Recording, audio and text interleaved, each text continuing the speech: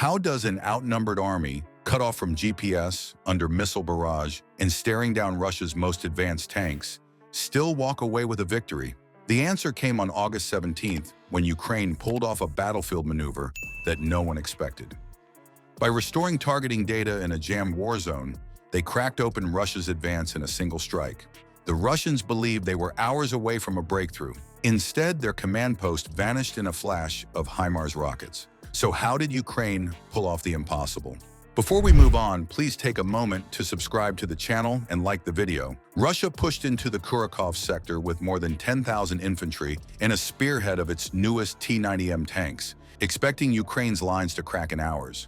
The battlefield was primed for a classic armored breakthrough. Instead, the advance met resistance strong enough to halt the timetable almost immediately. The opening act of the assault did not look like a probing attack, but like the preparation for total destruction. Russian artillery began pounding every identifiable Ukrainian position with Tornado-S rockets. Each salvo carried cluster and thermobaric warheads designed to ignite oxygen and smash bunkers apart. Missile strikes followed, targeting air defense radars, drone operators, and logistics depots at the edges of towns. Russia's generals were convinced this prelude would blind Ukrainian gunners and silence the defenders before the armored waves rolled in. Inside Ukrainian command posts, shock waves from the barrages blew ceiling plaster across radios and maps. Lines of communication faltered as units shifted into emergency protocols. Forward trenches were scoured with shrapnel that turned tree branches into splintered spikes. Russia's intent was clear: to force collapse through sheer weight of fire before its soldiers even reached the line of contact. Yet instead of being destroyed outright, the forward edge of Ukraine's defenses absorbed the punishment and braced for what followed. Unlike in the earliest stages of the war, Ukraine did not stake everything on rigid, heavily manned trenches. This time, the first belt of positions was deliberately thin. Small, mobile teams rotated through shell-blasted dugouts, drawing Russian infantry into killing zones while avoiding being trapped under sustained bombardment. It meant ceding some ground early, but forcing Russia's attackers to advance slowly over open stretches while still exposed to hidden fire. The logic was simple: bleed them in stages, deny the decisive breakthrough. Armored combat quickly erupted once the barrage shifted. Russia relied on massed T-90 million tanks, fielded in numbers rarely seen before in this sector.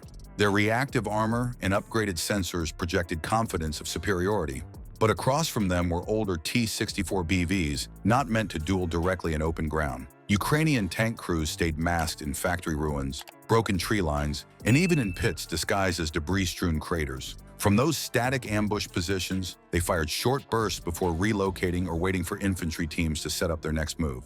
Anti-tank squads carried modern Western systems that attacked from above rather than at the glacis plate. Javelins and Nelaus, fired from rooftops or concealed positions among shattered industrial blocks, arced down into weak turret armor. In one striking moment, a T-90 million considered nearly impervious crested a ridge, only to take a javelin strike squarely through the roof. Flames tore from its turret ring, and the shock of seeing the army's most prized tank destroyed rattled nearby Russian foot soldiers. Close combat followed as infantry spilled into broken factories where machinery had long since rusted over. Every concrete column became a firing point. Automatic grenade launchers echoed in stairwells. Ukrainian defenders moved in small groups, using hit-and-fade ambushes that delayed platoons many times their size. Across tree lines, Russian soldiers attempted to flush out dug-in teams, only to trade casualties in brutal exchanges at less than 50 meters. Hours of this fighting burned through Russia's projected timeline. Instead of sweeping through Kurakhove in a bold armored push, its units were locked in a grinding, attritional contest. Ukrainian forward positions still fell back, but they forced disproportionate Russian losses for every kilometer gained. What Moscow had intended as a clean break instead became a costly stall, with frustration mounting among company commanders demanding ammunition and replacements faster than logistic lines could deliver. By the evening of August 15th, Russia controlled parts of the front, yet had nothing near the decisive penetration promised by its massive start. And as the fight carried into August 16th, conditions shifted again with an unexpected and dangerous twist: the sudden blackout of the battlefield sky.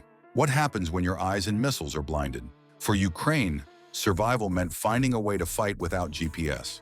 Midday on August 16th, Russian forces activated their Pol-21 jamming systems, cutting GPS guidance across wide swaths of the front. The effect was immediate. Drones that once hovered with stability drifted off course and lost their feeds. Precision-guided artillery rounds suddenly struck off target. Even HIMARS rockets, Ukraine's most precise weapon, were forced out of action, leaving launchers idle. In an instant, entire categories of advanced weaponry became unreliable. The Russians moved quickly to exploit the gap. Armored columns pushed forward, their movement coordinated in sudden bursts. Lacking aerial eyes, Ukrainian defenders had difficulty predicting where armored thrusts would land. Dust trails that could once be tracked by orbiting drones now appeared too late, closer than expected, and often under protective artillery screens. Russian infantry probed weak spots, testing abandoned trenches and rushing through destroyed villages where defenders no longer had access to overhead views. The renewed pressure threatened to tear open the line Ukraine had fought so hard to hold. Ukraine's response came not from brute force, but from adaptation. Signals intelligence teams began surveying static interference, triangulating locations of Pol-21 emitters. They mapped those zones like cartographers sketching shaded danger patches on paper charts. Frontline soldiers leaned on systems immune to GPS. Laser-guided missiles still struck with accuracy if troops could hold a sightline, while fiber-optic guided rockets transmitted aim directly through spooled cables. These weapons required riskier setups but proved invaluable in halting fast armor. Slowly, Ukraine patched holes in its defenses with combinations of older and resilient technology. This opened the door for HIMARS crews to take the field again.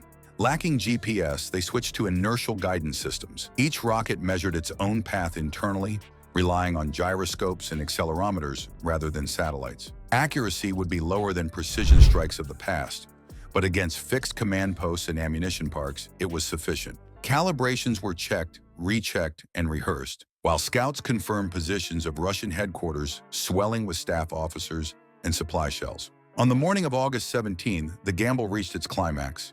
A battery of M31 rockets lifted from the Earth, tracing long ballistic arcs across the opaque sky. Without the usual pinpoint corrections from satellites, they seemed at first like crude projectiles.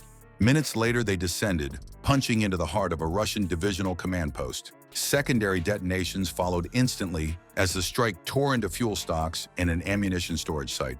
The blast column rose, spewing debris hundreds of meters into the air. The outcome was clear within hours. Russian artillery units went silent, starved of shells. Orders stalled when senior officers, command vehicles, and communication gear vanished with the impact. Infantry assaults wavered, left without direction or adequate firepower. What began as a near collapse for Ukrainian units ended as a reversal, with resilience replacing desperation and Russian momentum jolted to a halt. The clash at Kurokov had stopped being a contest of numbers and firepower. It now became a battle about whether adaptation in darkness could outweigh overwhelming strength, and that shift would redefine how both sides fought from that point forward. Ukraine's stand at Kurokov was never about knocking out more tanks or holding every trench. The real victory came from tearing apart Russia's command system, striking supply depots, and silencing artillery under the blackout of GPS. By forcing Moscow's offensive machine to stumble without orders and shells, Ukraine broke the logic of the assault itself. That hints at where war is heading. If precision and strength can vanish with a signal jammer, then speed of adaptation becomes the deciding weapon. The question is simple: how will armies prepare for battles fought in darkness, where satellites no longer matter?